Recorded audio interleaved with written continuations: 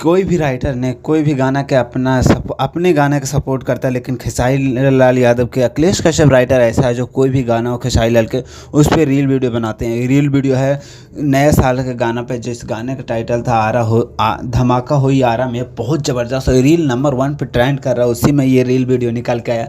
आप लोग बताइए कैसा रील वीडियो लगा। अखिलेश कश्यप ऐसा आदमी है ना कि खेसारी लाल के कुछ भी सपोर्ट में बहुत अच्छा रहते हैं। सपोर्ट में कोई भी गाना उनका, बल्कि राइटर है, उनका गाना ये लिखा हुआ नहीं है, नहीं तो उनके कंपनी से आया, अन्नपूर्णा फिल्म से आया, फिर भी इतना प्रमोट करते हैं।